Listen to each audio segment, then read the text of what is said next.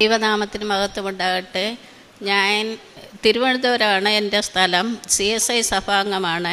ഞാൻ 2023 ജനുവരി 3-ാം തീയതിയാണ് ഉടമ്പടി എടുത്തത്. പേര് ബിന്ദു, എൻ്റെ ഭർത്താവ് സത്യദാസ്. ഉടമ്പടി പുതുക്കി 3-ാമത്തെ തവണ ആയപ്പോഴാണ് എൻ്റെ ഭർത്താവിൻ്റെ തൊണ്ടയ്ക്ക് ചുറ്റും ഭയങ്കരമായിട്ട് നെല്ലിക്ക വലുപ്പത്തിന് കുറേ കഴകൾ ഉണ്ടായിരുന്നു. വെള്ളം ഇറക്കാൻ പോലും ബുദ്ധിമുട്ടുള്ള അനുഭവത്തിലായിരുന്നു. വളരെ പ്രയാസപ്പെട്ട് ആശുപത്രികളിലൊന്നും പോയില്ല. എന്താണെന്ന് പെട്ടെന്ന് മനസ്സിൽ പലതും തെളിഞ്ഞു. എന്നാലും അമ്മയിൽ വിശ്വസിച്ചു ഞാൻ ഉടമ്പടി തൈലം പൂശിക്കൊടുക്കുകയും വിശ്വാസ പ്രമാണം ചൊല്ലി പൂശിക്കൊടുക്കുകയും ഉടമ്പടി ഉപ്പ് കൊടുക്കും, ഉടമ്പടി തേന് വായിൽ ഒഴിച്ചു കൊടുത്ത് എൻ്റെ ഉടമ്പടി കാശ് രൂപം കയ്യിൽ കൊടുത്ത് വിശ്വാസ പ്രമാണം ചൊല്ലി പ്രാർത്ഥിച്ചു. ഒരാഴ്ച കഴിഞ്ഞപ്പോൾ അത് കുറഞ്ഞു തുടങ്ങി, പൂർണ്ണമായിട്ടും സൗഖ്യം കിട്ടി. അതാണ് എൻ്റെ 1-ാമത്തെ സാക്ഷ്യം. പിന്നീട് 2-ാമത് 23 വർഷങ്ങൾക്ക് മുകളിലായി എനിക്ക് കൈ വിരലിനിടയ്ക്ക് ഒരു അലർജി വന്നു. മോനെ പ്രസവിച്ച് 28-ന് ആണ് ഈ അലർജി കണ്ടത്. അതിനുശേഷം സ്പൂൺ കൊണ്ട് ആഹാരം കഴിക്കേണ്ടി വരും. ചിലപ്പോൾ 4-5 പ്രാവശ്യം കൈ കഴുകിയിട്ടാണ് ആഹാരം കഴിക്കേണ്ടി വരുന്നത്. അതും ഉടമ്പടി തൈലം പൂശി പ്രാർത്ഥിച്ചു. പല ഡോക്ടർമാരെ കണ്ടെങ്കിലും കുറഞ്ഞില്ലായിരുന്നു. ഉടമ്പടി തൈലം പൂശി പ്രാർത്ഥിച്ചു. എനിക്ക് പൂർണ്ണ സൗഖ്യം ലഭിച്ചു. വലത്തെ കൈയിലെ ഇടഭാഗത്തുള്ള വിരലായിരുന്നു. ഇപ്പോൾ പൂർണ്ണമായി സൗഖ്യമുണ്ട്. 3-ാമത്തെ സാക്ഷ്യം, ഓൺലൈനിൽ ഒരു ലോൺ എടുത്തായിരുന്നു. കുറച്ച് മുടക്കേ വന്നുള്ളൂ. അവർ 2-3 മാസം മുടങ്ങിയപ്പോൾ ജപ്തിക്കായിട്ട് അവർ നോട്ടീസ് കൊണ്ടുവന്നു. ആ സമയം ഞാൻ വന്ന് അച്ഛനെ കണ്ടു, പ്രാർത്ഥിച്ചു, ബ്ലെസ് ചെയ്തു. ഒരു കാശ് രൂപം തന്നു. അത് കുഴിച്ചിട്ട് പ്രാർത്ഥിച്ചു. ആ ലോൺ അടച്ചു പൂർത്തീകരിച്ചു. ഇതൊന്നും നിയോഗത്തിൽ വച്ചതായിരുന്നില്ല, അല്ലാതെയാണ് എനിക്ക് ഇതെല്ലാം നടന്നത്. പിന്നെ ഞാൻ പ്രേക്ഷിക പ്രവർത്തനത്തിനായിട്ട് പാളയം പള്ളിയിൽ എല്ലാ ദിവസവും ഞാൻ ജോലിക്ക് പോകുമ്പോൾ കയറും. അവിടെ പത്രം അവിടെ കൊടുക്കും, ഓഫീസിൽ കൊടുക്കും. കഷ്ടപ്പെടുന്നവർക്ക് വേണ്ടി പ്രാർത്ഥിച്ച് കയ്യിൽ കൊടുക്കും. പിന്നെ അത്യാവശ്യത്തിനിരിക്കുന്നവർക്ക് പെട്ടെന്ന് ആവശ്യം വരുമ്പോൾ ഉടമ്പടി ഉപ്പ് കയ്യിൽ കൊടുക്കും. അതേപോലെ വൃദ്ധസദനത്തിൽ ഞാൻ പോകും. അവിടെ പൈസയും കൊടുത്ത് അവിടെ കുറച്ച് സമയമൊക്കെ ചിലവഴിക്കും, സമയം കിട്ടുമ്പോഴൊക്കെ. പിന്നെ കുറേ വർഷങ്ങൾ ഞാൻ ആഹാരം കൊണ്ടുപോകുമ്പോൾ ഒരു പൊതി ചോറ് അവിടെ ആർക്കെങ്കിലും വഴിയിൽ കാണുന്ന ഭിക്ഷക്കാർക്കായിട്ട് നോക്കി കൊടുക്കും. പിന്നീട് 2 പേർക്കായിട്ട് കൊടുക്കുമായിരുന്നു.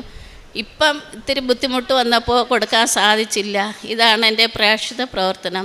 ഇത്രയും സൗഖ്യം തന്ന ദൈവത്തിന് നന്ദി പറയുന്നു. ബൈബിൾ എല്ലാ ദിവസവും ഞാൻ വായിക്കും. ബൈബിൾ 2022 തൊട്ട് ഇന്ന് വരെ എവിടെ പോയാലും എൻ്റെ ബാഗിൽ ബൈബിൾ കാണും. ജോലി സ്ഥലത്തും ബൈബിൾ വായിക്കും. സമയം കിട്ടുന്ന സമയമെല്ലാം ബൈബിൾ വായിക്കും. പിന്നെ രാവിലെയും രാത്രിയും പ്രാർത്ഥിക്കുകയും അച്ഛൻ്റെ ഡെയിലി ബ്രെഡ് കാണുകയും കിട്ടുന്ന സമയം ഓഫീസിലായാലും യൂട്യൂബ് വഴി പ്രസംഗം കേൾക്കുകയും സാക്ഷ്യം കേൾക്കുകയും ചെയ്യും. ഇത്രയും സൗഖ്യം തന്ന ദൈവത്തിന് നന്ദി പറയുന്നു. ഇപ്പോൾ കുറച്ച് കടബാധ്യത കൂടുതലാണ്. വീട്ടിൽ ഇത്തിരി പ്രശ്നങ്ങളും ഉണ്ട്. എല്ലാം മാതാവ് നടത്തും.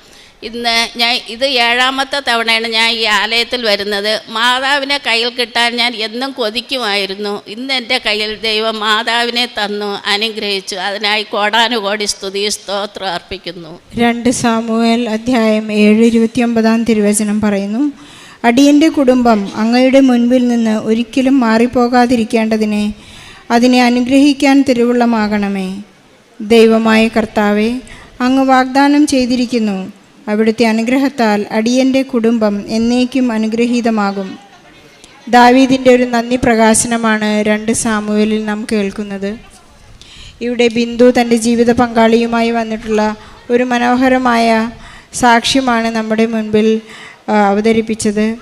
ബിന്ദു തൻ്റെ ഭർത്താവിൻ്റെ കഴുത്തിന് ചുറ്റും തൊണ്ടയിൽ വളരെ നെല്ലിക്കയോളം വലുപ്പമുള്ള മുഴകൾ ഉണ്ടായപ്പോൾ ചികിത്സയ്ക്ക് വേണ്ടി വരുന്ന ഒരു തുകയെ പേടിച്ച് ഓടി ശരണപ്പെട്ടത് പരിശുദ്ധ അമ്മയുടെ കാൽപാദത്തിലായിരുന്നു.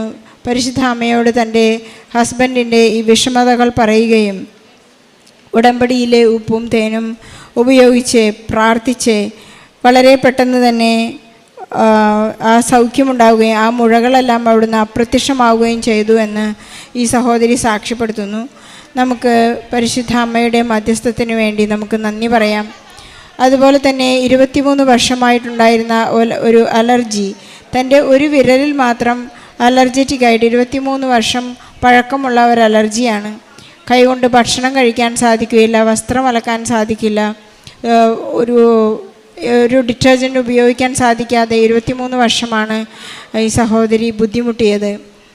ഉടമ്പടിയിൽ വന്നതിന് ശേഷം വെഞ്ചരിച്ച ഉപ്പും തേനും പുരട്ടി തൈലം പൂശി പ്രാർത്ഥിച്ചതിൻ്റെ ഫലമായി വളരെ പെട്ടെന്ന് തന്നെ 23 വർഷം പഴക്കമുള്ള ആ അസുഖം, ആ അലർജി പെട്ടെന്ന് ഇല്ലാതായി എന്ന് സാക്ഷ്യപ്പെടുത്തുന്നു.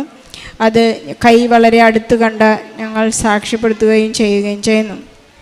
അതുപോലെ തന്നെ സഹോദരിക്കൊരു വലിയ ലോണിൻ്റെ ബാധ്യത ഉണ്ടായിരുന്നു. ജപ്തിയായി. നമുക്കറിയാം, ജപ്തി വരുന്ന കുടുംബങ്ങളുടെ അസ്വസ്ഥതകളും മനസ്സിൻ്റെ വേദനയും സങ്കടങ്ങളും നമുക്കറിയാം. അവരെല്ലാ ദിവസവും വളരെ വിശ്വസ്തയോടുകൂടി തന്നെ ഡെയിലി ബ്രെഡ് ഷെയർ ചെയ്യുകയും അച്ഛനോടുകൂടി, ജോസഫ് അച്ഛനോടുകൂടി അതിരാവിലെ ഉണർന്ന് പ്രാർത്ഥിക്കുകയും വിശ്വസ്തതാപൂർവ്വം അതിലെല്ലാം പങ്കെടുക്കുകയും ഉടമ്പടി ധ്യാനങ്ങൾ ശ്രവിക്കുകയും പരിശുദ്ധ അമ്മയുടെ ഈശോയുടെ വാഗ്ദാനങ്ങളിൽ വളരെയധികം വിശ്വസിച്ച് പരിശുദ്ധ അമ്മയോട് ചേർന്ന് പ്രാർത്ഥിക്കുകയും ചെയ്തിരുന്നു. അതിൻ്റെ ഫലമായി ഇന്നും സഹോദരി പറയുന്നത്, ഞങ്ങൾക്ക് അസ്വസ്ഥതകളും സങ്കടങ്ങളുമൊക്കെ ഉണ്ടെങ്കിലും ഞങ്ങൾ പ്രത്യാശയുള്ളവരാണെന്ന് ബിന്ദു വളരെ ധൈര്യത്തോടുകൂടി പറയുന്നു. ഉടമ്പടി ജീവിതത്തിലുള്ള എല്ലാ മക്കളുടെയും എല്ലാ സഹോദരങ്ങളുടെയും ഒരു വലിയ ഉറപ്പതാണ്, തങ്ങളൊന്നും കൈവിടുന്നില്ല. പ്രത്യാശ കൈവിടാത്തൊരു ജീവിതം നമുക്ക് ലഭിക്കുന്നു എന്നുള്ളതാണ് ഉടമ്പടിയിലൂടെ കടന്നു പോകുമ്പോഴുള്ള നമുക്കുള്ള ഉറപ്പും ആശ്വാസവും സംരക്ഷണവും. പരിശുദ്ധ അമ്മ പ്രത്യക്ഷപ്പെട്ട് പറഞ്ഞ അതേ ആ വാഗ്ദാനം ഇന്നും പാലിച്ചുകൊണ്ടിരിക്കുകയാണ്. ദുരന്തം ഉണ്ടാകാൻ പോകുന്നു, പ്രാർത്ഥിക്കുക. അതിനുള്ള സംരക്ഷണവും പരിശുദ്ധ അമ്മ നമുക്ക് നൽകുന്നു. അമ്മയുടെ അടുത്ത് വന്ന് പ്രാർത്ഥിച്ച് മധ്യസ്ഥം അപേക്ഷിക്കുന്നവർക്കെല്ലാം ഈശോയുടെ തൻ്റെ തിരുക്കുമാരൻ്റെ സംരക്ഷണവും കൃപകളും വാരിക്കോരി നൽകുന്നു എന്നുള്ളതാണ് എല്ലാ സാക്ഷ്യങ്ങളും നമ്മെ ഓർമ്മപ്പെടുത്തുന്നത്. നമ്മുടെ എല്ലാ നിയോഗങ്ങളെയും ഇന്നത്തെ എല്ലാ സാക്ഷ്യങ്ങളോടും നമുക്ക് ചേർത്ത് വയ്ക്കാം. ബിന്ദുവിൻ്റെ ഈ വേദനകളോടും സാക്ഷ്യങ്ങളോടും ചേർത്ത് വെച്ച് നമുക്ക് പ്രാർത്ഥിക്കാം. ഈ ലോകത്തെയും നമ്മൾ ഓരോരുത്തരുടെയും നിയോഗങ്ങളെയും പരിശുദ്ധ അമ്മയെ ഏറ്റെടുക്കണമേ എന്ന് നമുക്ക് പ്രാർത്ഥിച്ചുകൊണ്ട് നമ്മുടെ കണ്ണീരിനെയും സങ്കടങ്ങളെയും നമുക്ക് സമർപ്പിച്ച് പ്രാർത്ഥിക്കാം. ഇവിടെ ഇന്ന് തടിച്ചുകൂടിയ എല്ലാ ജനത്തിൻ്റെയും സങ്കടങ്ങളെയും നെടുവീർപ്പുകളെയും എല്ലാം പരിശുദ്ധ അമ്മ ഏറ്റെടുത്ത് തൻ്റെ തിരുക്കുമാരനെ ഏറ്റവും പെട്ടെന്ന് വെള്ളത്തെ വീഞ്ഞാക്കാൻ സാധിക്കുന്നത് പോലെ നമ്മുടെ സങ്കടങ്ങളെയെല്ലാം സന്തോഷങ്ങളാക്കി മാറ്റാൻ സാധിക്കട്ടെ എന്ന് നമുക്ക് ആശംസിക്കുകയും പ്രാർത്ഥിക്കുകയും പ്രത്യാശിക്കുകയും ചെയ്യാം. ബിന്ദുവിൻ്റെ സാക്ഷ്യത്തോട് ചേർന്ന് പരിശുദ്ധ അമ്മയ്ക്ക് ഈശോയ്ക്കും വലിയൊരു കൈയടി നൽകി സാക്ഷ്യത്തെ നമുക്ക് സമർപ്പിക്കാം. അത്യപൂർവ ദൈവാനുഭവങ്ങൾ ഇനി നിങ്ങൾക്കും സ്വന്തം. ഈ യൂട്യൂബ് ചാനൽ ഇതുവരെ സബ്സ്ക്രൈബ് ചെയ്തിട്ടില്ലെങ്കിൽ ഇപ്പോൾ തന്നെ സബ്സ്ക്രൈബ് ചെയ്യുക. ഈ വീഡിയോ ഇപ്പോൾ തന്നെ നിങ്ങളുടെ സുഹൃത്തുക്കൾക്ക് ഷെയർ ചെയ്തുകൊണ്ട് കർത്താവിൻ്റെ പ്രേക്ഷിതരാകുക.